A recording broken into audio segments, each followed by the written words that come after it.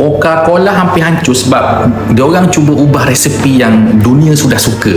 Ini adalah kesilapan yang hampir membunuh brand paling ikonik di dunia.